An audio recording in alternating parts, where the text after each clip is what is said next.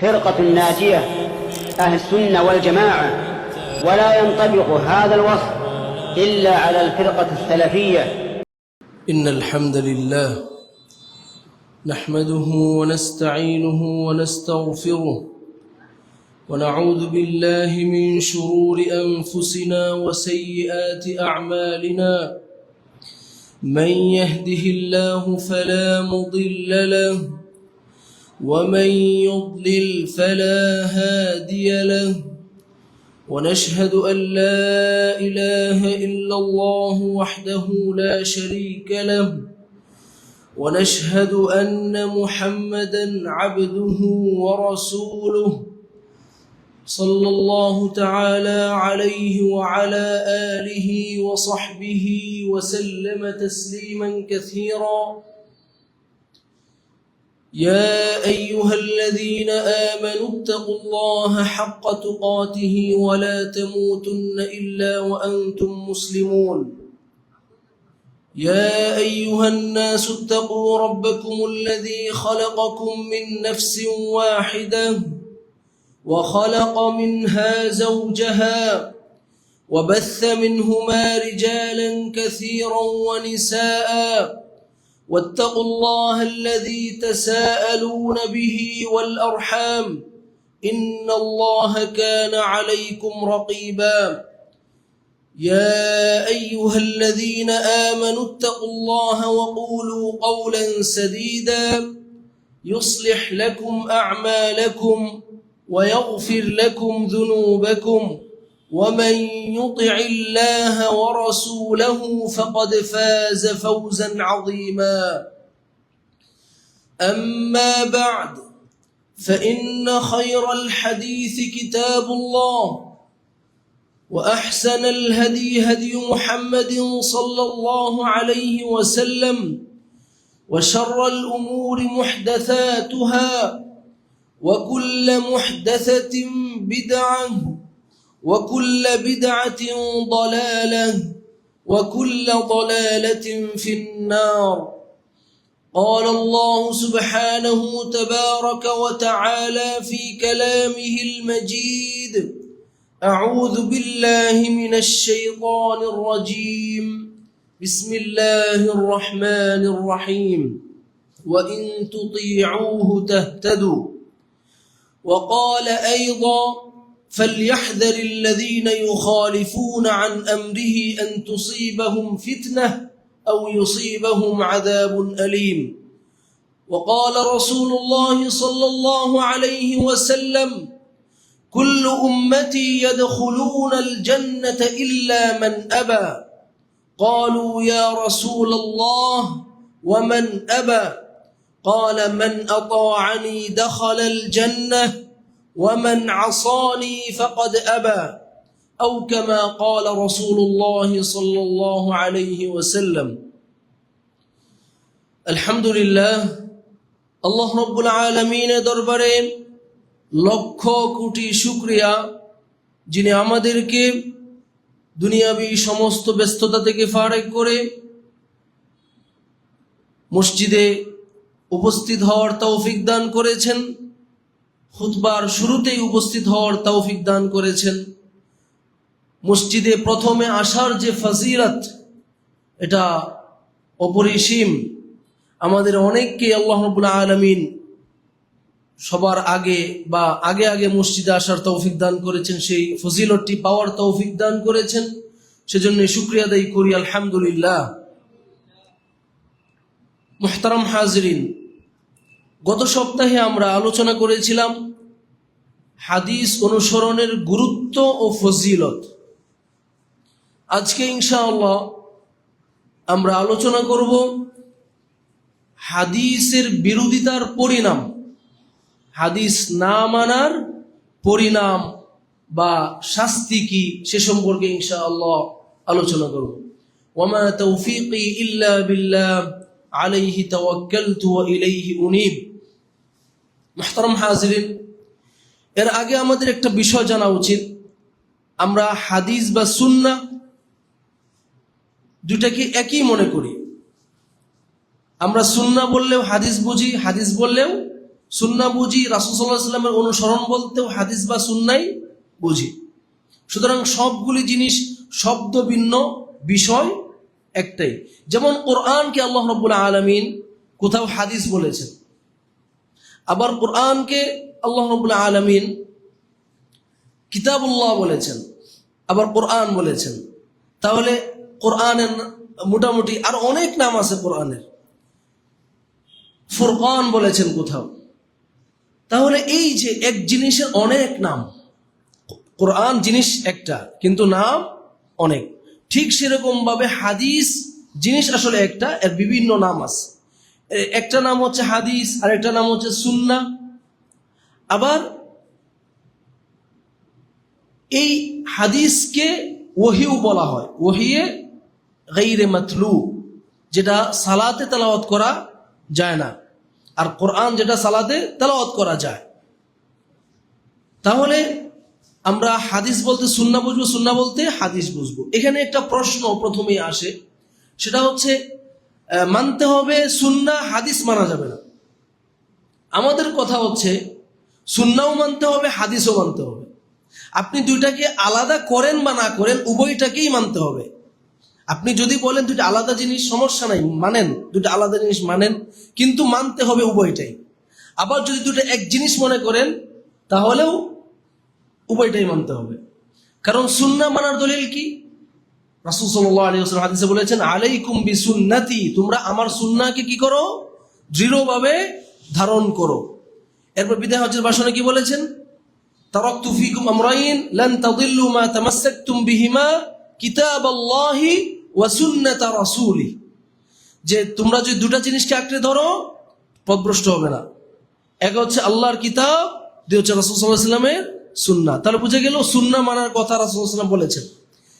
এখন দেখবো হাদিস মানার কথাও কোরআনে আল্লাহ রাব্বুল আলামিন বলেছেন। সূরা আন-নাজম এর 3 ও 4 নম্বর আয়াত আল্লাহ রাব্বুল আলামিন বলেন, ওয়ামা ইয়ানতিকু আনিল হাওয়া ইন হুয়া ইল্লা ওয়াহয়ুন ইউহা। রাসূলুল্লাহ সাল্লাল্লাহু আলাইহি ওয়াসাল্লাম তিনি নিজের মনের কুপ্রবৃত্তি থেকে বানিয়ে বানিয়ে কোনো কথা, কোনো হাদিস বলেন না। নাতাকা ইয়ানতিকু মানে হাদ্দাসা ইউহাদ্দিসু, হাদিস বলা, মুখের কথা। নাতাকা ইয়ানতিকু মানে কি? কথা বলা। রাসূল সাল্লাল্লাহু আলাইহি ওয়াসাল্লাম নিজের মনের কুপ্রবৃত্তি থেকে কোনো হাদিস বলেন না। ইন হুয়া ইল্লা ওয়াহয়ুন ইউহা, রাসূল সাল্লাল্লাহু আলাইহি ওয়াসাল্লামের প্রত্যেকটা হাদিস হচ্ছে ওহী, যেটা রাসূল সাল্লাল্লাহু আলাইহি ওয়াসাল্লামের কাছে প্রেরণ করা হয়। আবার আল্লাহ রাব্বুল আলামিন সূরা ইউনূসের 109 নম্বর আয়াতে আল্লাহ রাব্বুল আলামিন বলেন, ওয়াত্তাবি' মা ইউহা ইলাইক, হে নবী আপনার কাছে যে ওহী প্রেরণ করা হয়েছে আপনি সেই ওহীর অনুসরণ করুন। আল্লাহ রাব্বুল আলামিন নবীর হাদিসকে ওহী বলেছেন, আবার ওহী অনুসরণ করতে বলেছেন। সুতরাং হাদিসের অনুসরণ করতে বলেছেন, ওহীর অনুসরণ করতে বলেছেন, আবার নবীর হাদিসকে ওহী বলেছেন। তাহলে নবীর হাদিসেরও অনুসরণ করতে বলেছেন। তাহলে আপনি এই দুই আয়াতের সমন্বয়ে হাদিস মানতে বাধ্য। আল্লাহ রাব্বুল আলামিন আমাদেরকে হাদিস মানার কথাও বলেছেন। তাহলে সুন্নাহও মানতে হবে, হাদিসও মানতে হবে। এখন আপনি দুইটাকে আলাদা মনে করেন আর এক মনে করেন, দুইটার একটাকে বাদ দেওয়ার কোনো সুযোগ নেই। মুহতারাম হাজরিন, এই বিষয়টা আমি ভূমিকা স্বরূপ বললাম। এখন আমরা আসি যে সুন্নাহ না মানার কি পরিণাম, হাদিস না মানার কি পরিণাম, সে সম্পর্কে আসি। মুহতারাম হাজরিন, যে ব্যক্তি রাসূলুল্লাহ সাল্লাল্লাহু আলাইহি ওয়াসাল্লামের হাদিস বা সুন্নাহ মানবে না, ওই ব্যক্তি হেদায়েত থেকে মাহরুম হবে, হেদায়েত থেকে বঞ্চিত হবে। ওই ব্যক্তির কপালে হেদায়েত জুটবে না। কারণ হেদায়েত হচ্ছে রাসূল সাল্লাল্লাহু আলাইহি ওয়াসাল্লামের ইতাআতের সাথে শর্তযুক্ত। যে ব্যক্তি রাসূলুল্লাহ সাল্লাল্লাহু আলাইহি ওয়াসাল্লামের ইতাআত করবে সে ব্যক্তি হেদায়েত পাবে। যে ব্যক্তি রাসূলুল্লাহ সাল্লাল্লাহু আলাইহি ওয়াসাল্লামের ইতাআত করবে না, ওই ব্যক্তি হেদায়েত পাবে না। সে আর যার ইতাআত করুক, সে এখন আবু হানিফা রাহিমাহুল্লাহ ইতাআত করুক, মালিক, শাফি, আহমদ বিন হাম্বল রাহিমাহুল্লাহ ইতাআত করুক, কোন ব্যক্তির ইতাআত করলে, কোরআন ও হাদিসের বিপরীতে কোন ব্যক্তির ইতাআত করলে সে ব্যক্তি হেদায়েত পাবে, এমন কথা কি কোরআন হাদিসে আছে? নেই। কিন্তু রাসূল সাল্লাল্লাহু আলাইহি ওয়াসাল্লামের ইতাআত যদি কোনো ব্যক্তি করে, বলা হয়েছে সেই শুধু হেদায়েত পাবে। আল্লাহ রাব্বুল আলামিন সূরা নূরের 54 নম্বর আয়াতে বলেন, ওয়া ইন তুতিউহু তাহতাদু, তোমরা যদি নবী করিম সাল্লাল্লাহু আলাইহি ওয়াসাল্লামের ইতাআত করো, আনুগত্য করো, তার কথা মানো, তার হাদিস মানো, সুন্নাহ মানো, তাহলেই তোমরা হেদায়েত পাবে।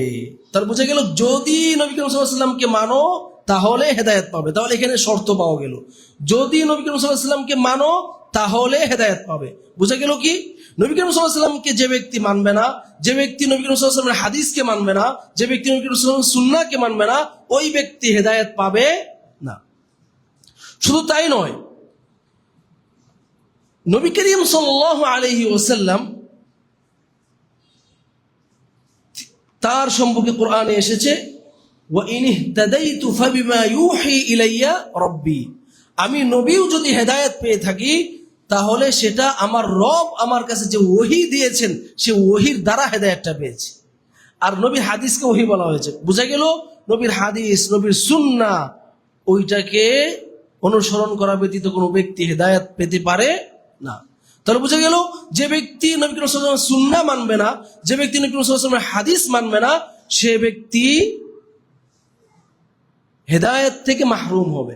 কারণ হেদায়েত পাওয়ার পূর্ব শর্ত কি? হেদায়েত যদি কোনো ব্যক্তি পেতে চায় তাহলে পূর্ব শর্ত হচ্ছে নবী করিম সাল্লাল্লাহু আলাইহি ওয়াসাল্লাম অনুসরণ করা।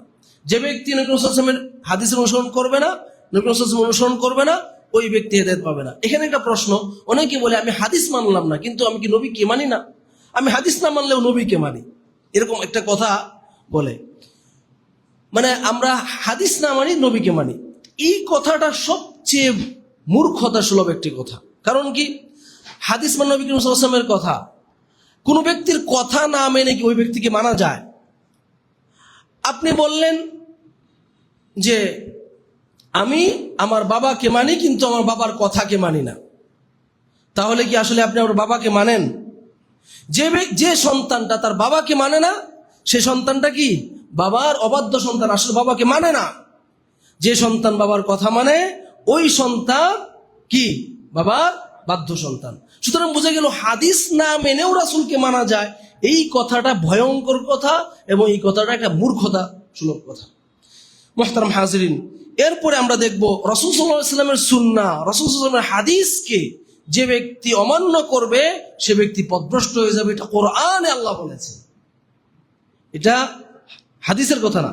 হাদিসেও আছে কিন্তু সরাসরি আল্লাহ কোরআনে বলতেছেন যে ব্যক্তি রাসূল সাল্লাল্লাহু আলাইহি ওয়াসাল্লামের অবাধ্য হবে সে ব্যক্তি সুস্পষ্ট গুমরাহিতে লিপ্ত হবে। তাহলে বুঝে গেল রাসূল সাল্লাল্লাহু আলাইহি ওয়াসাল্লামের হাদিস না মানা পরিণাম হচ্ছে গুমরাহি। রাসূল সাল্লাল্লাহু আলাইহি ওয়াসাল্লামের হাদিস না মানা পরিণাম কি? পথভ্রষ্টতা, গুমরাহি। কোন ব্যক্তি রাসূল সাল্লাল্লাহু আলাইহি ওয়াসাল্লামের হাদিস না মেনে হেদায়েত পেতে পারে না, গুমরাহ হয়ে যাবে।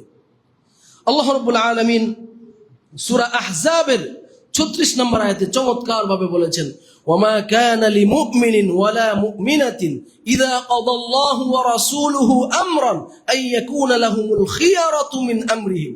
কোন মুমিন পুরুষ এবং মুমিনা নারী এর জন্য উচিত নয় আল্লাহ এবং তার রাসূল যদি তাকে কোনো একটা কাজের আদেশ করেন তাহলে নিজের তরফ থেকে এটা না মানার ইচ্ছাধিকার তার থাকবে, এমনটা উচিত নয়। এরপরে বলতেছেন ওয়ামান ইয়াসিল্লাহ ওয়া রাসূলাহু ফাকাদ দাল্লা দালালাম মুবিনা। যে ব্যক্তি আল্লাহ এবং তার রাসূলের অবাধ্য হবে সে ব্যক্তি সুস্পষ্ট গুমরাহিতে লিপ্ত হবে। যে ব্যক্তি রাসূল সাল্লাল্লাহু আলাইহি ওয়াসাল্লামের অবাধ্য হবে সে ব্যক্তি সুস্পষ্ট দালাল, মুবিন। মুবিন, এই যে সূরা ইয়াসিনের মধ্যে মুবিন আছে বলে এত মুবিন। মুবিন শব্দের অর্থ কি? সুস্পষ্ট। ফাকাদ দাল্লা দালালাম মুবিনা। যে ব্যক্তি রাসূল সাল্লাল্লাহু আলাইহি ওয়াসাল্লামের অবাধ্য হবে সে ব্যক্তি সুস্পষ্ট গুমরাহিতে লিপ্ত, অস্পষ্ট গুমরাহি না, একেবারে সুস্পষ্ট গুমরাহিতে সে ব্যক্তি লিপ্ত হবে। মুহতারাম হাজরিন, তাহলে আমাদের এই কথা, এই আয়াত থেকে আমরা কি পেলাম? যে ব্যক্তি রাসূল সাল্লাল্লাহু আলাইহি ওয়াসাল্লামের হাদিস মানবে না, রাসূল সাল্লাল্লাহু আলাইহি ওয়াসাল্লামের অনুসরণ করবে না, রাসূল সাল্লাল্লাহু আলাইহি ওয়াসাল্লামের সুন্নাহ মানবে না, সে ব্যক্তির পরিণাম হচ্ছে সে ব্যক্তি সুস্পষ্ট গুমরাহ, সে ব্যক্তি হেদায়েত পেতে পারে না। শুধু তাই নয়, আপনি আমি কে? আবু হানিফা, মালিক, শাফি, আহমদ বিন হাম্বল, ওনারা কে? সবচেয়ে বড় সাহাবী যিনি, উনি যদি রাসূল সাল্লাল্লাহু আলাইহি ওয়াসাল্লামের অবাধ্য হন, রাসূল সাল্লাল্লাহু আলাইহি ওয়াসাল্লামের অনুসরণ না করেন, পথভ্রষ্ট হয়ে যাবেন। উনি হচ্ছেন আবু বকর সিদ্দিক রাদিয়াল্লাহু আনহু। উনি কে? উনি নিজেই বলতেছেন, আমরা কেউ বলতেছি না। আবু বকর রাদিয়াল্লাহু আনহু মতো ব্যক্তি বলতেছেন যে আমি যদি রাসূল সাল্লাল্লাহু আলাইহি ওয়াসাল্লামকে না মানি, আমি পথভ্রষ্ট হব, এটা ভয় করি আমি। তাহলে আপনি, আমি, অন্য ইমামরা তারা কোথায়, তাদের অবস্থান কোথায়? তাহলে চিন্তা করে। এটা রয়েছে সহিহ বুখারী এর 3092 নম্বর হাদিস। সহিহ বুখারী 3092 নম্বর হাদিস। আবু বকর রাদিয়াল্লাহু আনহু নিজে বলতেছেন, লাস্তু তারিকান শাইআন কানা রাসূলুল্লাহ সাল্লাল্লাহু আলাইহি ওয়াসাল্লাম ইয়ামালু বিহি ইল্লা আমিলতু বিহি। রাসূল সাল্লাল্লাহু আলাইহি ওয়াসাল্লাম উনি যত আমল করতেন, আমি সমস্ত আমল করব, একটা আমলও আমি বাদ দিব না। কে বলতেছেন? আবু বকর রাদিয়াল্লাহু আনহু বলতেছেন। এরপরে বলতেছেন, ফা ইন্নী আখশা ইন তারাকতু শাইআন মিন আমরিহি আন আযীর। আমি আবু বকর এটার ভয় করি, আমি যদি রাসূল সাল্লাল্লাহু আলাইহি ওয়াসাল্লামের কোনো একটা বিষয়কে ছেড়ে দেই, তাহলে আমি আবু বকর পথভ্রষ্ট হয়ে যাব। আল্লাহু আকবার। এটা কার কথা? আবু বকর রাদিয়াল্লাহু আনহুর কথা। রাসূল সাল্লাল্লাহু আলাইহি ওয়াসাল্লাম না মানলে উনি পথভ্রষ্ট হয়ে যাবেন, উনি নিজে বলতেছেন। সহিহ বুখারী 3092 নম্বর হাদিস। আবু বকর রাদিয়াল্লাহু আনহুর মতো ব্যক্তি, উনি কে? আবু বকর রাদিয়াল্লাহু আনহু কে? উনি উম্মার রাসূল সাল্লাল্লাহু আলাইহি ওয়াসাল্লামের পরে সর্বশ্রেষ্ঠ ব্যক্তি আবু বকর রাদিয়াল্লাহু আনহু। মুসলিম উম্মার আহলে সুন্নাত শিয়ারাবাদ এবং বাতিলপন্থী যারা এরাবাদ, আহলে সুন্নাত ওয়াল জামাত যারা, তারা সবাই এই বিষয়ে একমত পোষণ করেছে। রাসূল সাল্লাল্লাহু আলাইহি ওয়াসাল্লামের পরে সর্বশ্রেষ্ঠ ব্যক্তি হচ্ছেন কে? আবু বকর রাদিয়াল্লাহু আনহু। রাসূলের পরে সর্বশ্রেষ্ঠ ব্যক্তি আবু বকর রাদিয়াল্লাহু আনহু। তাহলে সর্বশ্রেষ্ঠ ব্যক্তি যিনি, উনি রাসূলকে না মানলে পথভ্রষ্ট হয়ে যাবেন। তাহলে যারা সাহাবী না, অন্য সাহাবাকের মতো বাদ, আবার যারা আবু হানিফা, মালিক, শাফি, আহমদ বিন হাম্বল, কেউ সাহাবী? রাসূলকে দেখছেন?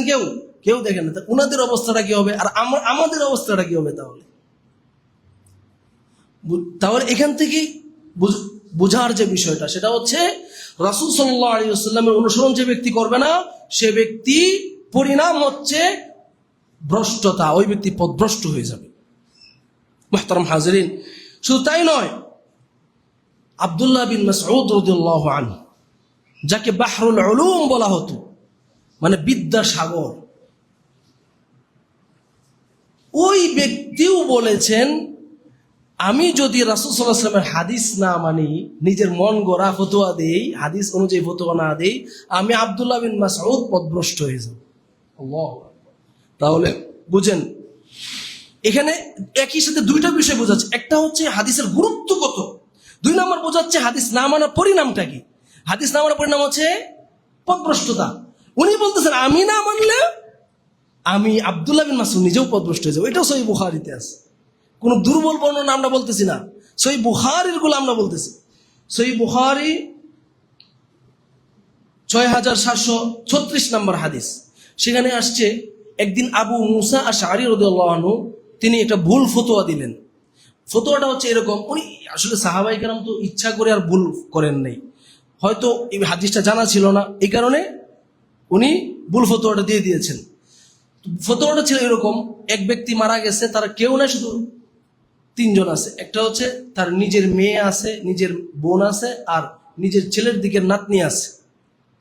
এখন ফতোয়া কি, মানে তার সমস্ত সম্পদ কে কতটুকু পাবে। তখন আবু মুসা আশআরী রাদিয়াল্লাহু আনহু তিনি ফতোয়া দিলেন যে মেয়ে পাবে অর্ধেক, বোন পাবে অর্ধেক, ছেলের দিকের যে নাতনি সে কিছুই পাবে না। এটা কে ফতোয়া দিয়েছেন? আবু মুসা আশআরী রাদিয়াল্লাহু আনহু। কিন্তু এটা রাসূলের হাদিসের বিপরীতে চলে গেছে। এই হাদিসটা জানতেন কে? আব্দুল্লাহ বিন মাসউদ রাদিয়াল্লাহু আনহু রাসূল এই হাদিসটা জানতেন। তখন এই আবু মুসা আশআরী রাদিয়াল্লাহু আনহু তিনি এই ভুল ফতোয়াটা দিয়ে বলছেন, আমার সন্দেহ হচ্ছে, তুমি একটু যাও, গিয়ে আব্দুল্লাহ বিন মাসউদের কাছে জিজ্ঞেস করো এটা আমার ফতোয়াটা সঠিক কিনা। তখন ওই ব্যক্তি আব্দুল্লাহ বিন মাসউদ রাদিয়াল্লাহু আনহুর কাছে গিয়েছেন, যাওয়ার পরে জিজ্ঞেস করেছেন যে উনি তো এই ফতোয়া দিয়েছেন সঠিক কিনা। উনি বলতেছেন, লাকাদ দালালতু ইযা ওয়া মা আনা মিনাল মুহতাদিন। আমি যদি রাসূল সাল্লাল্লাহু আলাইহি ওয়াসাল্লামের হাদিসের বিপরীত ফতোয়া যেটা আবু মুসা আশআরী দিয়েছে, এটা যদি আমি মানি, তাহলে আমি আব্দুল্লাহ বিন মাসউদ পথভ্রষ্ট হয়ে যাব, আমি হেদায়েত প্রাপ্ত ব্যক্তিদের অন্তর্ভুক্ত থাকবো না। এরপরে উনি হাদিসটা বর্ণনা করলেন। রাসূল সাল্লাল্লাহু আলাইহি ওয়াসাল্লাম নিজে এরকম একটা মাসআলা ওনার সামনে এসেছিল, উনি এটার উত্তর দিয়েছেন এভাবে যে উনার যে মেয়ে সে পাবে আপনার সুলুস, নিস, অর্ধেক। মেয়ে পাবে অর্ধেক, ওনার সমস্ত সম্পদের অর্ধেক পাবে কে? মেয়ে। আর যে ওনার ছেলের ঘরে যে নাতনি, ছেলের দিকে যে নাতনি আছে উনি পাবে সুদুস। সুদুস মানে 6 ভাগের 1 ভাগ, 6 ভাগের 1 ভাগ, 1/6 আর যে আছে কি বলে আপনার বোন যে আছে সে বাদ বাকি যে সম্পদ আছে ওইটা পাবে। এই ফতোয়া কে দিয়েছেন? রাসূলুল্লাহ সাল্লাল্লাহু আলাইহি ওয়াসাল্লাম দিয়েছেন। তখন আব্দুল্লাহ বিন মাসউদ বলতেছেন, আমার কাছে হাদিসটা জানা আছে আর আবু মুসা আশআরীর কাছে হাদিসটা জানা না, সেজন্য ভুল ফতোয়া দিয়েছেন। এখন আমিও যদি এই হাদিস বিরোধী ফতোয়া দিই, হাদিস জেনে যদি হাদিস বিরোধী ফতোয়া দেই, তাহলে লাকাদ দালালতু ইযাও ওয়া মা আনা মিনাল মুহতাদিন, আমি আব্দুল্লাহ বিন মাসউদ পথভ্রষ্ট হয়ে যাব আর আমি হেদায়েতপ্রাপ্ত মুহতাদিন, হেদায়েতপ্রাপ্ত ব্যক্তিদের অন্তর্ভুক্ত থাকতে পারবো না। আল্লাহু আকবার। চিন্তা করেন তাহলে হাদিস না মানা পরিণাম কি? এই হাদিসে পথভ্রষ্ট হয়ে যাওয়া, হাদিস না মানা পরিণাম পথভ্রষ্ট হয়ে যাওয়া। মুহতারাম হাজিরিন, শুধু তাই নয়, এই আব্দুল্লাহ বিন মাসউদ রাদিয়াল্লাহু আনহু তিনি আরো স্পষ্টভাবে বলেছেন, ওয়ালাউ তারাকতুম সুন্নাতা নাবিয়্যিকুম লাদালালতুম, তোমরা যদি তোমাদের নবীর সুন্নতকে ছেড়ে দাও তোমরা পথভ্রষ্ট হয়ে যাবে। একদম স্পষ্ট বক্তব্য, তোমরা যদি রাসূল সাল্লাল্লাহু আলাইহি ওয়াসাল্লাম সুন্নাহ ছেড়ে দাও পথভ্রষ্ট হয়ে যাবে। এটা রয়েছে সহিহ মুসলিম 254 নম্বর হাদিস। তোমরা যদি রাসূল সুন্নাহ ছেড়ে দাও তোমরা পথভ্রষ্ট হয়ে যাবে, আব্দুল্লাহ বিন মাসউদ রাদিয়াল্লাহু আনহু বলতেছেন। মুহতারাম হাজিরিন, এরপরে ওই বিখ্যাত হাদিস যেটা আমরা সবাই জানি, সেটা কি? তারাকতু ফীকুম আমরাইন। এটা মুস্তাদরাক হাকিমের মধ্যে আব্দুল্লাহ বিন আব্বাস রাদিয়াল্লাহু আনহু থেকে হাসান সনদে বর্ণিত হয়েছে। এটা হাদিস নম্বর হচ্ছে 318। রাসূল সাল্লাল্লাহু আলাইহি ওয়াসাল্লাম কি বলেছেন? তারাকতু ফীকুম আমরাইন, আমি তোমাদের কাছে দুটা বিষয়, দুটা জিনিস রেখে যাচ্ছি। লান তাদিল্লু মা তামাসসাকতুম বিহিমা, যতক্ষণ পর্যন্ত এই দুইটা জিনিসকে দৃঢ়ভাবে ধারণ করবে ততক্ষণ তোমরা কি হবে না? পথভ্রষ্ট হবে না। কিতাব আল্লাহ সুন্নাত রাসূল। বুঝা গেল? এই দুইটা জিনিসকে ধারণ না করলে পথভ্রষ্ট হয়ে যাবে। রাসূলের হাদিস, রাসূলের সুন্নাহকে ধারণ না করলে পথভ্রষ্ট হয়ে যাবে। তাহলে রাসূল সাল্লাল্লাহু আলাইহি ওয়াসাল্লামের সুন্নাহ না মানার পরিণাম কি? পথভ্রষ্টতা। রাসূল সুন্নাহ না মানার পরিণাম পথভ্রষ্টতা। মুহতারাম হাজিরিন, এরপরে রাসূল সাল্লাল্লাহু আলাইহি ওয়াসাল্লাম আরো স্পষ্টভাবে বলেছেন, যে ব্যক্তি রাসূল সাল্লাল্লাহু আলাইহি ওয়াসাল্লামের সুন্নাহর প্রতি অনাগ্রহী হবে, মানে আগ্রহ নাই, রাসূল সুন্নাহ মানার প্রতি কি নাই? আগ্রহ নাই, ওই ব্যক্তির সাথে রাসূল সাল্লাল্লাহু আলাইহি ওয়াসাল্লামের সম্পর্ক ছিন্ন। ওই ব্যক্তির সাথে রাসূলের সম্পর্ক ছিন্ন, কোনো সম্পর্ক থাকবে না। এটা কোথায় রয়েছে? সহিহ বুখারী এর 5063 নম্বর হাদিস, জাআ সালাসাতু রাহতিন ইলা বুয়ুতি আজওয়াজিন নবী সাল্লাল্লাহু আলাইহি ওয়াসাল্লাম। রাসূল সাল্লাল্লাহু আলাইহি ওয়াসাল্লামের স্ত্রীদের ঘরে 3 ব্যক্তি, রাসূলের 3 সাহাবী আসলো। এসে তারা রাসূলের ইয়াসআলুনা আন ইবাদাতিন নবী সাল্লাল্লাহু আলাইহি ওয়াসাল্লাম, রাসূল সাল্লাল্লাহু আলাইহি ওয়াসাল্লাম কি ইবাদত করেন এগুলি সম্পর্কে জানার জন্য তারা আসছেন। বলতেছেন, এরপরে রাসূল সাল্লাল্লাহু আলাইহি ওয়াসাল্লাম কি ইবাদত করতেন ওটা জানানো হইলো। জানানোর পরে তারা বলতেছে, রাসূল এত ইবাদত, মানে এত কম ইবাদত করে। বলতেছে কম ইবাদত করে কারণ আছে। ওয়াকাদ গফিরা লাহু মা তাকাদ্দামা মিন যামবিহি ওয়া মা তাআখার। রাসূল সাল্লাল্লাহু আলাইহি ওয়াসাল্লামের পূর্বের পরে সব গুনাহ মাফ করে দেওয়া হয়েছে, সেজন্য ওনার চিন্তা নাই, টেনশন নাই, এজন্য উনি কম ইবাদত করে। রাসূল সাল্লাল্লাহু আলাইহি ওয়াসাল্লাম কম ইবাদত করে কেন? কারণ ওনার পূর্বের পরে সব গুনাহ মাফ করে দেওয়া হয়েছে, এজন্য রাসূল সাল্লাল্লাহু আলাইহি ওয়াসাল্লাম কম ইবাদত করে। তো আমাদের কম ইবাদত করা উচিত না, কারণ আমাদের তো পূর্বের পরে সব গুনাহ মাফ করে দেওয়া নেই। এক ব্যক্তি বলতেছেন, ফা আম্মা আনা ফা উসাল্লি লাইলা আবাদা, আমি, 3 ব্যক্তি, এক ব্যক্তি বলতেছে আমি সারা রাত সালাত পড়বো, একটুও ঘুমাবো না রাতে। আরেক ব্যক্তি বলতেছে, ওয়া আনা আসুমু ওয়ালা উফতিরু, আনা আসুমু দাহরা ওয়ালা উফতিরু, আমি এখন থেকে প্রত্যেক দিন সিয়াম রাখবো, একদিনও সিয়াম বাদ দিব না। আরেক ব্যক্তি বলতেছে, 3 ব্যক্তির তৃতীয় ব্যক্তি বলতেছে, ওয়া আনা আ'তাজিলুন নিসা ফালা আতাজাওয়াজু আবাদা, আমি মহিলাদেরকে বর্জন করব, স্ত্রী থাকলে তালাক দিয়ে দিব, আমি আর বিয়ে শাদী করব না, ইবাদত বন্দেগীতে লিপ্ত হয়ে যাব, মানে বৈরাগ্য জীবন যাপন করব, স্ত্রীটি পরিবার পরিজন সবকিছু বাদ দিয়ে ইবাদতে লিপ্ত হয়ে যাব। এটা কে বলতেছে? তৃতীয় ব্যক্তি বলতেছে।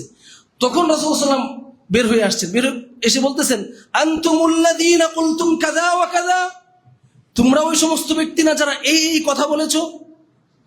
উনি বলতেছেন, ফাইন্নী আখশাকুম লিল্লাহি ওয়া আতকাকুম লাহু, আরে আমি তোমাদের মধ্যে সবচেয়ে আল্লাহকে বেশি ভয় করি এবং আমি তোমাদের মধ্যে সবচেয়ে বড় মুত্তাকি। এরপরে রাসূলুল্লাহ সাল্লাল্লাহু আলাইহি ওয়াসাল্লাম বলতেছেন, ফাইন্নী আনামু ওয়া উসাল্লি ওয়া আসুমু ওয়া উফতির ওয়া আতাজাওয়াজুন নিসা, আরে আমি তো রাত্রে বেলা সালাতও পড়ি আবার ঘুমাই, আমি তো দিনের বেলা সিয়াম রাখি আবার কোনোদিন সিয়াম রাখি না এভাবে, এবং আমি ওয়া আতাজাওয়াজুন নিসা, আমি আমার স্ত্রী আছে, তো এগুলা আমার সুন্নাহ, ফামান রাগিবা আন সুন্নতি ফালাইসা মিন্নি, এভাবে চলা হচ্ছে আমার সুন্নাহ। যে ব্যক্তি আমার সুন্নাহ থেকে বিরাগ পোষণ করবে ওই ব্যক্তির সাথে আমার কোনো সম্পর্ক নেই, ফালাইসা মিন্নি, ওই ব্যক্তি আমার অন্তর্ভুক্ত কেউ না। নাউযু বিল্লাহি মিন যালিক। তাহলে রাসূল সাল্লাল্লাহু আলাইহি ওয়াসাল্লাম বলতেছেন, যে ব্যক্তি রাসূলের সুন্নাহ, রাসূল সাল্লাল্লাহু আলাইহি ওয়াসাল্লামের আদর্শ, রাসূল সাল্লাল্লাহু আলাইহি ওয়াসাল্লামের হাদিস যে ব্যক্তি অনুসরণ করবে না, নিজের মন মতো চলবে, ওই ব্যক্তির সাথে রাসূল সাল্লাল্লাহু আলাইহি ওয়াসাল্লামের সম্পর্ক কাটা, সম্পর্ক নাই, ছিন্ন হয়ে যাবে। তাহলে রাসূলের হাদিস, রাসূলের সুন্নাহ না মানা পরিণাম কি? রাসূলের সাথে সম্পর্ক ছিন্ন হয়ে যাওয়া। মুহতারাম হাজিরিন, এরপরে রাসূল সাল্লাল্লাহু আলাইহি ওয়াসাল্লামের সুন্নাহর যে ব্যক্তি বিরোধিতা করবে ওই ব্যক্তি কাফের হয়ে যাবে। শুধু পথভ্রষ্ট হবে না, কি হয়ে যাবে? কাফের হয়ে যাবে। মান খালাফা সুন্নাতা কাফার, যে ব্যক্তি রাসূল সাল্লাল্লাহু আলাইহি ওয়াসাল্লামের সুন্নাহর বিরোধিতা করবে সে ব্যক্তি কাফের হয়ে যাবে। কোরআনে আছে এই কথা। কোথায় আছে? কোরআনে আছে। সূরা নিসার 65 নম্বর আয়াত, আল্লাহ রাব্বুল আলামিন বলছেন, ফালা ওয়া রাব্বিকা লা ইউমিনুন, আপনার রবের কসম, হে মুহাম্মদুর রাসূল সাল্লাল্লাহু আলাইহি ওয়াসাল্লাম, আপনার রবের কসম, লা ইউমিনুন, মানুষেরা ততক্ষণ পর্যন্ত ঈমানদার হইতে পারবে না, কাফেরই থাকবে, ঈমানদারই হইতে পারবে না, হাত্তা ইউহাক্কিমুকা ফীমা শাজারা বাইনাহুম, নিজেদের মধ্যে যদি কোনো মাসআলা নিয়ে কোনো বিষয়ে দ্বিমত দেখা দেয়, তাহলে যতক্ষণ পর্যন্ত আপনাকে বিচারক না মানবে, আপনার হাদিসকে, আপনার সুন্নাহকে বিচারক না মানবে, ততক্ষণ পর্যন্ত মানুষেরা ঈমানদারই হতে পারবে না। এই যে হাদিসটা, এই আয়াতটা কেন নাজিল হয়েছে? এই আয়াতের শানে নুজুল সহিহ বুখারীতে এসেছে। আয়াতটা আসছে কোথায়? কোরআনে। যতক্ষণ পর্যন্ত আপনাকে তাদের বিবাদের মধ্যে মীমাংসাকারী বা আপনার বিচারক না বানাবে, ততক্ষণ পর্যন্ত মানুষের ঈমানদার হইতে পারবে না, কাফের থাকবে। এই আয়াতটা কেন নাজিল হয়েছে, শানে নুজুলটা কি, সেটা সহিহ বুখারীতে এসেছে। সহিহ বুখারী 2360 নম্বর হাদিস, সেটা হচ্ছে রাসূল সাল্লাল্লাহু আলাইহি ওয়াসাল্লামের ফুফাতো ভাই আব্দুল্লাহ জুবাইর ইবনে আওয়াম এবং আনসারী একজন সাহাবী, দুইজনের মধ্যে একটা ঝগড়া দেখা দিয়েছিল। ঝগড়াটা কি? দুইজনে একটা নালা ছিল, ড্রেন আর কি, ওইটা দিয়ে পানি আসতো। পানি জুবাইর ইবনে আওয়াম রাদিয়াল্লাহু আনহু, উনার পালা আর কি, পানি দেওয়ার পালা এখন উনার, তো উনি উনার খেজুর বাগানে পানি দিচ্ছিলেন। এক আনসারী সাহাবী বলছেন যে, সাররিহিল মা ইয়ামুরু, হে জুবাইর ইবনে আওয়াম, তুমি পানি ছেড়ে দাও, আমার খেজুর বাগানে আমি পানি দেব। তখন জুবাইর ইবনে আওয়াম রাদিয়াল্লাহু আনহু তিনি ওই পানি ছাড়তেছেন না, উনি উনার খেজুর বাগানেই পানি দিচ্ছেন। এরপরে ঝগড়া হইলো, ঝগড়াটা রাসূলের কাছে নিয়ে যাওয়া হলো সমাধানের জন্য। তখন রাসূল সাল্লাল্লাহু আলাইহি ওয়াসাল্লাম সমাধান দিলেন যে, জুবাইর ইবনে আওয়াম, তুমি তোমার যে বাগান আছে সেখানে পানি দাও, পানি দেওয়া শেষ হইলে মোটামুটি যখন হয়ে যাবে, তখন তুমি তোমার প্রতিবেশী আনসারীর বাগানে তুমি পানিটা ছেড়ে দেবে। তখন ওই আনসারী রাগান্বিত হয়ে গেছে, বলতেছে, আনকানা ইবনা আম্মাতিক, আল্লাহ রাসূল, আপনার ফুফাতো ভাই, এই কারণে আপনি খাতির করছেন, আপনি বলতেছেন সে আগে পানি দিবে, পরে আমার বাগানে আমি পানি দেব। রাসূল সাল্লাল্লাহু আলাইহি ওয়াসাল্লামের চেহারা লাল হয়ে গেল, ইহমাররা ওয়াজহুহু, রাসূলের চেহারা লাল হয়ে গেল। রাসূল সাল্লাল্লাহু পরে বলছেন, আগে তো বলছেন কি, মানে উনি একটা ওই আনসারীর প্রতি দয়া করছিলেন, যদিও এখন সিরিয়াল কার, জুবাইর ইবনে আওয়াম রাদিয়াল্লাহু আনহু সিরিয়াল পানি দেওয়ার, এরপরেও দয়া করছেন যে তুমি মোটামুটি পানি দিয়ে দিবা আনসারীকে। তো বলতেছে যে আপনার চাচা, আপনার ফুফাতো ভাই, এই কারণে আপনি এটা বলছেন। এটা বলার কারণে রাসূলের চেহারা লাল হয়ে গেছে। এরপরে রাসূল বলছেন যে, জুবাইর ইবনে আওয়াম, তোমার যে অধিকার পুরাটা তুমি নিয়ে নেবা। সেটা কি? তোমার একেবারে খেজুর বাগানের যে দেয়াল আছে, যে পর্যন্ত পানি দেওয়া দরকার, পরিপূর্ণ পানি দেওয়ার পরে এরপরে পানি ছাড়বো তার বাগানের দিকে। এরপরে আয়াতটা নাজিল হয়েছে যে এই যে দুইজনের ঝগড়া হইলো, এই দুইজন যতক্ষণ রাসূল যে ফয়সালা দিয়েছিলেন প্রথমে, এটা যে মানলো না, তো না মানার কারণে তারা ইমানদার হইতে পারবে না যদি রাসূলের ফয়সালা না মানে। তো বোঝা গেল রাসূলের হাদিস, এই যে রাসূল হাদিস দিয়ে বলছিলেন যে দিয়ে দেও, এরপরে ওই ব্যক্তি মানতেছে না, আনসারী মানতেছে না। রাসূলের হাদিস না মানলে ইমানদার হইতে পারবে না। কোরআনে আছে, শানে নুজুল থেকে, দুটা থেকে স্পষ্ট, রাসূল সাল্লাল্লাহু আলাইহি ওয়াসাল্লামের হাদিস না মানলে কেউ ইমানদার হইতে পারবে। এরপরে মুসনাদুস সাররাজের মধ্যে 1440 নম্বর হাদিস, আব্দুল্লাহ ইবনে উমর রাদিয়াল্লাহু আনহুমা তিনি বলেছেন, মান খালাফাস সুন্নাতা কাফার, যে ব্যক্তি রাসূল সাল্লাল্লাহু আলাইহি ওয়াসাল্লামের সুন্নাহ জানার পরে সুন্নাহ মানবে না, রাসূলের হাদিস জানার পরে হাদিস মানবে না, ওই ব্যক্তি কাফের হয়ে যাবে। কোরআনেও আছে ইমানদার হইতে পারবে না, কাফের হয়ে যাবে। আর আব্দুল্লাহ ইবনে উমর রাদিয়াল্লাহু আনহুমা মুসনাদ সাররাজের 1440 নম্বর হাদিসে এসেছে, তিনি বলেছেন, মান খালাফাস সুন্নাতা কাফার, যে ব্যক্তি রাসূল সাল্লাল্লাহু আলাইহি ওয়াসাল্লামের সুন্নাহর বিরোধিতা করবে, ওই ব্যক্তি কাফের হয়ে যাবে। ওই ব্যক্তি কাফের। তাহলে সুন্নাহ বিরোধিতার পরিণাম কি? কুফর। সুন্নাহর বিরোধিতার পরিণাম কি? কুফর। ইমানদার থাকা যাবে না, কাফের হয়ে যাইতে হবে। মুহতারাম হাজরিন, হাদিস বা সুন্নাহ অনুসরণ না করার আরেকটা পরিণাম হচ্ছে, আপনি যত আমল করবেন কোন আমল আল্লাহর কাছে কবুল হবে না। আপনি যত আমল করবেন কোন আমল কবুল হবে না। দেখেন সহিহ বুখারী 965 নম্বর হাদিস, সহিহ বুখারী 965 নম্বর হাদিস, রাসূল সাল্লাল্লাহু আলাইহি ওয়াসাল্লাম বলছেন যে ইন্না আউওয়ালা মা নাবদাউ ফি ইয়াউমিনা হাযা আন নুসাল্লি থুম্মা নারজি'ু ফানানহার, আজকের দিনে আমরা যে কাজটা করব সেটা হচ্ছে প্রথমে আমরা সালাত পড়ব, মানে ঈদের দিনের কথা বলতেছেন, আমরা প্রথমে সালাত পড়ব, এরপরে বাড়িতে গিয়ে কুরবানি করব। মান ফাআলা যালিকা ফাকাদ আসাবা সুন্নাতানা, যে ব্যক্তি এটা করবে, এভাবে যে ব্যক্তি কুরবানি করবে, সালাতের পরে কুরবানি করবে, ওই ব্যক্তির কুরবানিটা হবে। সে ব্যক্তি আমাদের সুন্নাহ মানলো, পরে ওই ব্যক্তির কুরবানিটা হবে।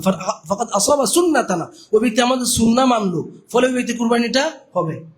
ওয়ামান যাবাহা ক্বাবলা আস-সালাতি ফাইন্নামা হুয়া লাহমুন কদ্দামাহু লিআহলিহি লাইসা মিনান নুসুকি ফি শাইইন, আর যে ব্যক্তি সালাতের আগেই জবাই করে ফেলবে পশু, ওই ব্যক্তির এটা হচ্ছে একটা গোশত, এটা পরিবার পরিজন খাইতে পারবে, তবে এটা কুরবানি হবে না, কারণ ওই সুন্নাহ অনুযায়ী হয়নি। তাহলে সুন্নাহ অনুযায়ী না হইলে শুধু জবাই দিলেই এটা কি হবে না? কুরবানি হবে না, স্পষ্ট। এরপরে সহিহ মুসলিমে বিষয়টা আরো চমৎকার ভাবে এসেছে, 1718 নম্বর হাদিস সহিহ মুসলিম, রাসূল সাল্লাল্লাহু আলাইহি ওয়াসাল্লাম বলছেন, মান আমিলা আমালান লাইসা আলাইহি আমরুনা ফাহুয়া রাদ্দ, যে ব্যক্তি এমন কোন আমল করলো যে বিষয়ে আমার নবীর কোনো কি নাই, দিক নির্দেশনা নাই, নিজের মন মতো আমল করে ফেললো, আমার হাদিসে আমি এটা বলি নাই, সুন্নাহ এটা নাই, মন মতো আমল করে ফেললো, মারদুদ, ওই ব্যক্তির আমলটা প্রত্যাখ্যাত। রাদ্দুন মানে মারদুদ, ওই ব্যক্তির আমলটা আল্লাহর কাছে গ্রহণযোগ্য হবে না, প্রত্যাখ্যাত। তাহলে কি বোঝা গেল? রাসূল সাল্লাল্লাহু আলাইহি ওয়াসাল্লামের সুন্নাহ না মেনে আমলের পরিণাম কি? প্রত্যাখ্যাত, আল্লাহ এটা কবুল করবেন না। মুহতারাম হাজরিন, শুধু তাই নয়, যে ব্যক্তি রাসূল সাল্লাল্লাহু আলাইহি ওয়াসাল্লামের সুন্নাহর বিরোধিতা করবে, ওই ব্যক্তি খবিস হয়ে যাবে। ওই ব্যক্তির পরিণাম কি? খবিস। এই যে বলেন আহলে খবিস, আহলে খবিস কে? যে ব্যক্তি রাসূল সাল্লাল্লাহু আলাইহি ওয়াসাল্লামের সুন্নাহর বিরোধিতা করবে, হাদিসে ওই ব্যক্তিকে আহলে খবিস বলা হয়েছে। ওই ব্যক্তি খবিস, ওই ব্যক্তি নিকৃষ্ট। যে ব্যক্তি কি করবে? রাসূলের সুন্নাহর বিরোধিতা করবে, ওই ব্যক্তি খবিস হয়ে যাবে। এটা সহিহ মুসলিম 39 নম্বর হাদিস, এটা কাব ইবনে উজরা রাদিয়াল্লাহু আনহু বলতেছেন, উনজুরু ইলা হাযাল খাবিস ইয়াখতুবু কাঈদান। একদিন উনি মসজিদে প্রবেশ করছেন, মসজিদে প্রবেশ করার পরে খতিব সাহেবকে দেখতেছেন বসে বসে খুতবা দিচ্ছে। তখন উনি বলতেছেন, উনজুরু ইলা হাযাল খাবিস, এই খাবিসটার দিকে লক্ষ্য করো, সে বসে বসে খুতবা দিচ্ছে। কারণ রাসূল সাল্লাল্লাহু, এরপর উনি বলতেছেন, ওয়াকাদ ক্বালা আল্লাহু তাআলা ওয়া ইযা রাআউ তিজারাতান আও লাহওয়ান ইনফাদ্দু ইলাইহা ওয়া তারাকুকা কায়িমা। রাসূল সাল্লাল্লাহু আলাইহি ওয়াসাল্লাম দাঁড়িয়ে খুতবা দিতেন, আর এই খাবিস রাসূলকে না মেনে রাসূলের হাদিসকে না মেনে, রাসূলের সুন্নাহকে না মেনে নিজের মন গড়া ভাবে বসে বসে খুতবা দিচ্ছে, দেখো ওই খবিসটাকে দেখো। তাহলে কাব বিন উজরা রাদিয়াল্লাহু আনহু খবিস কাকে বলেছেন? যে ব্যক্তি হাদিস মানে না ওই ব্যক্তি খবিস। যারা হাদিস মানে তারা কি খবিস? আস্তাগফিরুল্লাহ ওয়া আতুবু ইলাইহি। যারা হাদিস মানার কারণে যে ব্যক্তি কাউকে খবিস বলবে ওই ব্যক্তি কাফের হয়ে যাবে, ওই ব্যক্তি কাফের হয়ে যাবে। বরং প্রকৃতপক্ষে সাহাবায়ে কেরাম খবিস রূপে কাকে চিনতেন, কাকে খবিস বলতেন? যে ব্যক্তি রাসূলকে মানে না, যে ব্যক্তি রাসূলের হাদিসকে মানে না, যে ব্যক্তি রাসূলের সুন্নাহকে মানে না, সাহাবায়ে কেরাম ওই ব্যক্তিকে খবিস বলতেন। তাহলে আহলে খবিস আসলে কি কারা? যারা রাসূল সাল্লাল্লাহু আলাইহি ওয়াসাল্লামের সুন্নাহর বিরোধিতা করে তারা হচ্ছে আহলে খবিস। মুহতারাম হাজিরিন, শুধু তাই নয়, যারা রাসূল সাল্লাল্লাহু আলাইহি ওয়াসাল্লামের সুন্নাহর বিরোধিতা করবে, রাসূলের সুন্নাহর বিরোধিতার পরিণাম হচ্ছে ফিতনা। রাসূলের সুন্নাহর বিরোধী, হাদিসের বিরোধিতার পরিণাম হচ্ছে ফিতনা। হাদিস মানার নাম ফিতনা নয়, হাদিস এর বিরোধিতার নাম ফিতনা। হাদিসের বিরোধিতার নাম ফিতনা। যে ব্যক্তি রাসূলের হাদিসের বিরোধিতা করবে ওই ব্যক্তি ফিতনাবাজ। যে ব্যক্তি রাসূল সাল্লাল্লাহু আলাইহি ওয়াসাল্লামের হাদিস মানবে ওই ব্যক্তি ঈমানদার, ওই ব্যক্তি কখনো ফিতনাবাজ নয়। এটা আমাদের কথা না, কোরআনের কথা।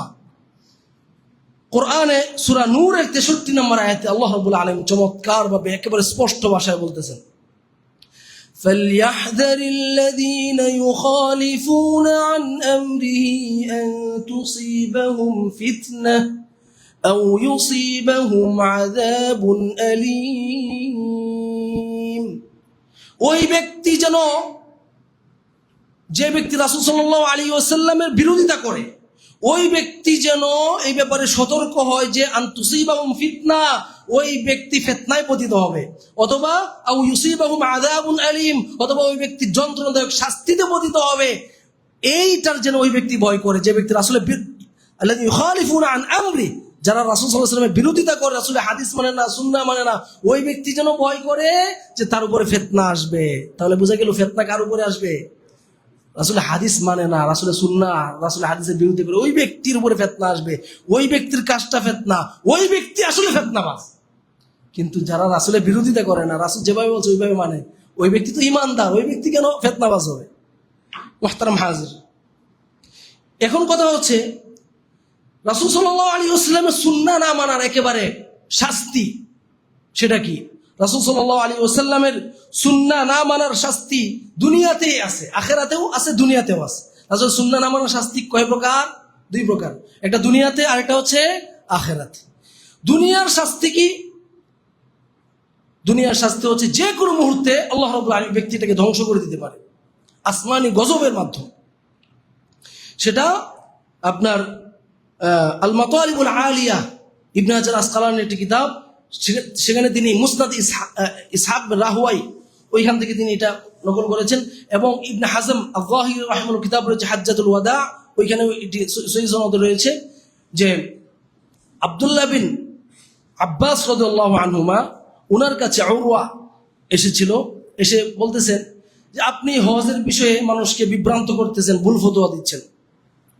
তখন উনি বলতেছেন তুমি তোমার মাকে জিজ্ঞেস করো, তোমার মা তো সাহাবী ছিল, রাসূলের সাহাবী, তো মাকে জিজ্ঞেস করো, আমি যে ফতোয়া দিব তোমার মা তোমাকে একই ফতোয়া দিবে। তখন উনি বলতেছেন আপনি হন, আপনার আমার মা হোক, আপনারা কেউ আবু বকর উমরের চেয়ে বড় সাহাবী না। আবু বকর উমর আপনাদের বিরোধিতা করতেন, সুতরাং আবু বকর উমর এটাই সঠিক। তখন আব্দুল্লাহ বিন আব্বাস রাদিয়াল্লাহু আনহু বলেছেন নাজিউকুম বিরাসূলিল্লাহি সাল্লাল্লাহু আলাইহি ওয়াসাল্লাম ওয়া তাজিউনানা বিআবি বকর ওয়া উমর। আমি তোমাকে বলতেছি রাসূল সাল্লাল্লাহু আলাইহি ওয়াসাল্লাম বলেছেন, রাসূলের হাদিসে এটা আছে, সুন্নাতে এটা আছে, আর তুমি আবু বকর উমরের কথা বলতেছো। মিন হা হুনা তুরমুন, আসমান থেকে গজব নাজিল হবে তোমাদের উপর, এখান থেকে তোমাদেরকে নিক্ষেপ করা হবে, পাথর বা যে কোনো জিনিস নিক্ষেপ করে তোমাদেরকে ধ্বংস করবে। মিন হা হুনা হালাকতুম, এরকম রিওয়ায়াত আসছে যে এই কারণে তোমরা ধ্বংস হয়ে গেছো। মুহতারাম হাজিরিন, সেজন্য রাসূল সাল্লাল্লাহু আলাইহি ওয়াসাল্লামের সুন্নাহ না মানার পরিণাম একটা আল্লাহর তরফ থেকে, সেটা কি? আপনার গজব আসবে। দুনিয়াতে আরেক প্রকার শাস্তি আছে, সেটা বান্দার তরফ থেকে, সে শাস্তিটা সেটা কি? সেটা হচ্ছে যে ব্যক্তি রাসূল সাল্লাল্লাহু আলাইহি ওয়াসাল্লামের সুন্নাহ বিরোধিতা করবে, ও তার অভিভাবক, সেটা রাষ্ট্রপ্রধান হইতে পারে অভিভাবক, অথবা তার বাবা মা তাকে মারবে, প্রহার করবে। যে ব্যক্তি রাসূলের সুন্নাহ বিরোধিতা করবে, বাবা মার উপর কর্তব্য কি? একে পিটানো। বাবা মার উপর কর্তব্য হচ্ছে একে পিটানো। আর যদি রাষ্ট্রপ্রধান থাকে তাহলে তো তার দায়িত্ব আছেই, তাকে জেলখানায় নেওয়া। মুহতারাম হাজরিন, দেখেন সহিহ মুসলিম এর 139 নম্বর হাদিসে এসেছে, আব্দুল্লাহ বিন ওমর রাদিয়াল্লাহু আনহুর ছেলে একদিন রাসূলের হাদিসের বিরোধিতা করলো। হাদিসটা কি? আব্দুল্লাহ বিন ওমর রাদিয়াল্লাহু আনহু নিজে একটা হাদিস বর্ণনা করলেন, ইদানু লিন-নিসাই বিল-লাইলি ইলাল মাসাজিদ। রাসূল সাল্লাল্লাহু আলাইহি ওয়াসাল্লাম বলেছেন, হে আমার উম্মতেরা, তোমরা তোমাদের স্ত্রীদেরকে, মহিলাদেরকে তোমরা রাত্রে বেলায় মসজিদে যাওয়ার অনুমতি দিয়ে দাও। তখন এক ছেলে ছিলেন ওয়াকিদ, উনি বলতেছেন, ইদান ইয়াত্তাখিদনাহু দাগলা, এটার অনুমতি দিলে তারা ফিতনা সৃষ্টি করবে মহিলারা মসজিদে গিয়ে, সেজন্য এটার অনুমতি দেওয়া যাবে না। তখন আব্দুল্লাহ বিন ওমর রাদিয়াল্লাহু আনহু ফাদরাবা ফি সাদরিহি, তিনি তার ছেলের বুকের মধ্যে ঘুষি মেরেছেন, ওয়াসাব্বাহু সাব্বান সাইয়্যান, এবং তিনি তাকে অনেক কটু কথা বলেছেন। তাহলে কি বোঝা গেল? বাবা মার উপর কর্তব্য কি? সন্তান যদি রাসূল হাদিসের বিরোধিতা করে, তা সুন্নাহর বিরোধিতা করে, তাকে পিটানো, তাকে প্রহার করা। মুহতারাম হাজিরিন, রাসূলের হাদিসের কোন ব্যক্তি যদি বিরোধিতা করে, তাহলে ওই ব্যক্তির কর্তব্য, তাহলে যার সামনে এটা করবে তার কর্তব্য হচ্ছে ওই ব্যক্তির সাথে কথা বলা বন্ধ করে দেওয়া। যে ব্যক্তি রাসূলের বিরোধিতা করবে ওই ব্যক্তির সাথে কথা বলা যাবে না, জেনে শুনে যদি বিরোধিতা করে। সহিহ বুখারী 5479 নম্বর হাদিস, যে আব্দুল্লাহ বিন মুগাফফাল রাদিয়াল্লাহু আনহু তিনি এক ব্যক্তিকে দেখলেন যে ইয়াখযিফ, সে ব্যক্তি ছোট ছোট পাথর মানুষের গায়ে এভাবে নিক্ষেপ করে বা এরকম করে পাথর নিয়ে বিভিন্ন করে। তখন তিনি তাকে নিষেধ করলেন, যে রাসূল সাল্লাল্লাহু আলাইহি ওয়াসাল্লাম এই কাজটা তিনি নিষেধ করেছেন। এরপরে সে বিরত থাকে না। তখন আব্দুল্লাহ বিন মুগাফফাল রাদিয়াল্লাহু আনহু বলেছেন, লা উকাল্লিমুকা আবাদা, আমি তোমাকে উহাদ্দিসুকা আন রাসূলিল্লাহ সাল্লাল্লাহু আলাইহি ওয়াসাল্লাম, আমি রাসূল সাল্লাল্লাহু আলাইহি ওয়াসাল্লাম থেকে হাদিস বর্ণনা করলাম যে রাসূল সাল্লাল্লাহু আলাইহি ওয়াসাল্লাম এই কাজটা নিষেধ করেছেন, এরপর তুমি এই কাজটা করতেছো, লা উকাল্লিমুকা আবাদা, আমি তোমার সাথে কথাই বলবো না। তা বোঝা গেল ওই ব্যক্তিকে সমাজচ্যুত করতে হবে, সমাজে একে বয়কট করতে হবে যে ব্যক্তি কি করে রাসূল সাল্লাল্লাহু আলাইহি ওয়াসাল্লামের হাদিসের বিরোধিতা করে, ওই ব্যক্তির সাথে কথা বলা যাবে। মুহতারাম হাজিরিন, শুধু তাই নয়, সুনানে তিরমিজির মধ্যে একটা চমৎকার ঘটনা বর্ণিত হয়েছে। এটা হচ্ছে 906 নম্বর ঘটনা, হাদিসের অধীনে এই ঘটনাটা এসেছে। ঘটনাটা হচ্ছে, একদিন ওয়াকিয়া রাহিমাহুল্লাহর সামনে এক হানাফি ব্যক্তি, সে একদিন ওয়াকিয়া রাহিমাহুল্লাহ তিনি রাসূল সাল্লাল্লাহু আলাইহি ওয়াসাল্লাম থেকে একটা হাদিস রিওয়ায়াত করলেন যে রাসূল সাল্লাল্লাহু আলাইহি ওয়াসাল্লাম তিনি ইশআর করেছেন। ইশআর হচ্ছে আপনার কুরবানির পশুর ডান দিক থেকে একটু কেটে দিয়ে একটু রক্ত প্রবাহিত করা, এটা হচ্ছে ইশআর। তো রাসূল সাল্লাল্লাহু আলাইহি ওয়াসাল্লাম এই কাজটা করেছেন, কিন্তু ওই তিনি বলতেছেন আবু হানিফা বলেন এই কাজটা জায়েজ নাই। রাসূল সাল্লাল্লাহু আলাইহি ওয়াসাল্লাম এই কাজটা করেছেন, কিন্তু আবু হানিফা বলে এই কাজটা জায়েজ নাই। তখন ওই মজলিসে একজন হানাফি ছিল, ওয়াকিয়া রাহিমাহুল্লাহ মজলিসে, ওয়াকিয়া রাহিমাহুল্লাহ যখন এই কথাটা বলছিলেন, ওই মজলিসে একজন হানাফি ছিল। ওই হানাফি বলতেছেন, শুধু আবু হানিফাই এটা নাজায়েজ বলছেন এমন না, ইব্রাহিম নাখাই যিনি একজন আলেম, উনিও এটাকে কি করেছেন, নাজায়েজ বলেছেন। ইশআর করা যাবে না, যেটা রাসূল করেছেন ওটা নাজায়েজ করা যাবে না। তখন ওয়াকিয়া রাহিমাহুল্লাহ ফাগাদিবা গাদাবান শাদীদা, তিনি অত্যন্ত রাগান্বিত হয়ে গেলেন আর বলতেছেন, আকুলু লাকা ক্বালা রাসূলুল্লাহ সাল্লাল্লাহু আলাইহি ওয়াসাল্লাম ওয়া তাকুলু ক্বালা ইব্রাহিম, আমি বললাম রাসূল সাল্লাল্লাহু আলাইহি ওয়াসাল্লাম বলেছেন, আর তুমি বলতেছো ইব্রাহিম নাখাই বলেছে, আবু হানিফা বলেছে, এটা বলতেছো। রাসূল সাল্লাল্লাহু আলাইহি ওয়াসাল্লামের কথার বিপরীতে আবু হানিফার কথা, ইব্রাহিম নাখাইয়ের কথা উল্লেখ করতেছো। মা আহাক্কাকা বিআন তুহবাস, তোমাকে জেলখানায় বন্দী করার কতই না উপযুক্ত তুমি। হাত্তা সুম্মা লা তাখরুজা হাত্তা তানজিআ আন কওলিকা হাযা, এরপরে তুমি যতক্ষণ না তোমার এই কথা থেকে তওবা না করবে ততক্ষণ তোমাকে তোমার জেলখানা থেকে ছাড়া হবে না। বুঝে গেল রাসূল সাল্লাল্লাহু আলাইহি ওয়াসাল্লামের হাদিসের বিপরীতে যদি কেউ আবু হানিফার কথা উল্লেখ করে, যদি কেউ ইব্রাহিম নাখাইয়ের কথা উল্লেখ করে, তার শাস্তি কি? জেলখানা। ওই ব্যক্তি আটক করে রাখতে হবে। এবং ওই কারণে এই ব্যক্তি কি করেছে? মারাত্মক কবিরা গুনাহ করেছে।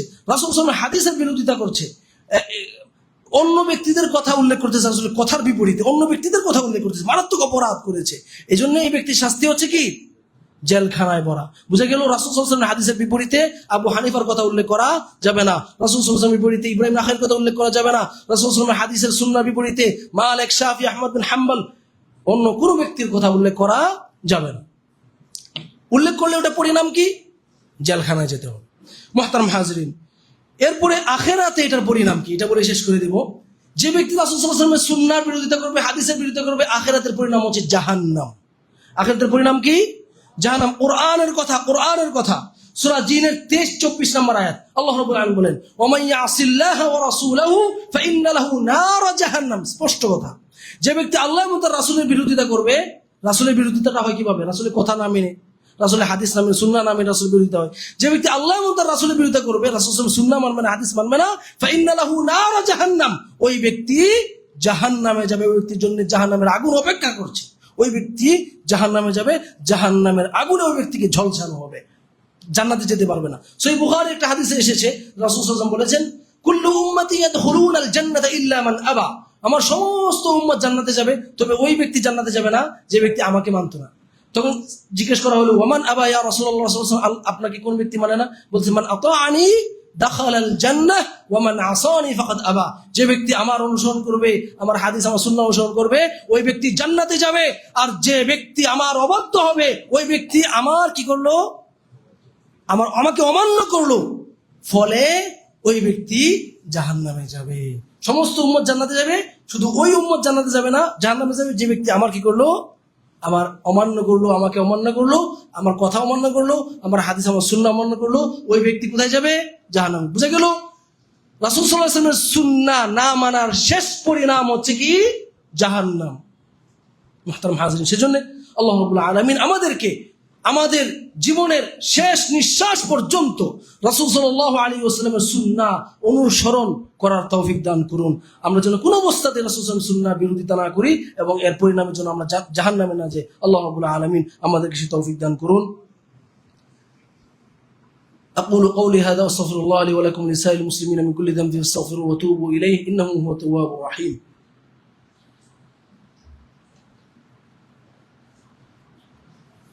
إن الحمد لله نحمده ونستعينه ونستغفره ونعوذ بالله من شرور أنفسنا وسيئات أعمالنا، من يهده الله فلا مضل له ومن يضلل فلا هادي له، ونشهد أن لا إله إلا الله وحده لا شريك له، ونشهد أن محمدا عبده ورسوله صلى الله تعالى عليه وعلى آله وصحبه وسلم تسليما كثيرا. أما بعد، فقد قال الله سبحانه تبارك وتعالى مخبرا وآمرا، إن الله وملائكته يصلون على النبي يا أيها الذين آمنوا صلوا عليه وسلموا تسليما. اللهم صل على محمد وعلى آل محمد كما صليت على إبراهيم وعلى آل إبراهيم إنك حميد مجيد. اللهم بارك على محمد وعلى آل محمد كما باركت على إبراهيم وعلى آل إبراهيم إنك حميد مجيد. وارض اللهم عن الصحابة أجمعين، خصوصا منهم الخلفاء الراشدين أبي بكر وعمر وعثمان وعلي، وعن سائر الصحابة والتابعين أجمعين. مولا رب العالمين, আপনি আমাদের জিন্দেগীর সমস্ত গুনাহ খাতা মাফ করে দিন। مولا رب العالمين, আপনি আমাদেরকে জীবনের শেষ বিন্দু পর্যন্ত আপনার রাসূল সাল্লাল্লাহু আলাইহি ওয়াসাল্লামের সুন্নাহর উপর অটল অবিচল থাকার তৌফিক দান করুন। مولا رب العالمين, আপনি আমাদেরকে আপনার রহমতের মাধ্যমে রাসূল সাল্লাল্লাহু আলাইহি ওয়াসাল্লামের সুন্নাহ, রাসূল সাল্লাল্লাহু আলাইহি ওয়াসাল্লামের হাদিসের বিরোধিতা করা থেকে আপনি আমাদেরকে বাঁচিয়ে রাখুন। মাওলানা রব্বুল আলামিন, আপনি আমাদের আত্মীয় স্বজনদের মধ্য থেকে যারা কবরবাসী হয়ে গিয়েছেন, যারা মৃত্যুবরণ করেছেন তাওহীদের উপরে, ঈমানের উপর মৃত্যুবরণ করে থাকলে তাদের সমস্ত গুনাহ খাতা মাফ করে আপনি তাদেরকে জান্নাতুল ফিরদাউস দান করুন। মাওলানা রব্বুল আলামিন, আমাদের মধ্যে যারা অসুস্থ তাদেরকে আপনি শিফায়ে কামিলা আজিলা দাইমা দান করুন। মাওলানা রব্বুল আলামিন, আমাদের মধ্যে যারা ঋণগ্রস্ত ঋণ পরিশোধ করে দিন। আমাদের মধ্যে যার যে পেরেশানি আছে সমস্ত পেরেশানি থেকে আপনি আমাদেরকে মুক্ত করুন। মাওলানা রব্বুল আলামিন, আপনি আমাদের প্রত্যেকের মনের জায়েজ আশা আকাঙ্ক্ষাগুলিকে আপনি পুরা করে দিন। ইবাদাল্লাহ রাহিমাকুমুল্লাহ, ইন্নাল্লাহা ইয়া'মুরু বিল আদলি ওয়াল ইহসান ওয়া ইতা'i যিল কুরবা ওয়া ইয়ানহা 'আনিল ফাহশা'i ওয়াল মুনকারি ওয়াল বাগই ইয়া'ইযুকুম লা'আল্লাকুম তাযাক্কারুন। ওয়া লা যিকরুল্লাহি তাআলা আ'লা ওয়া আওলা ওয়া আজল ওয়া আতাম ওয়া আ'যাম ওয়া আকবার। ওয়াল্লাহু ইয়া'লামু মা তাসনা'উন ওয়া কুমু ইলাস সালাহ।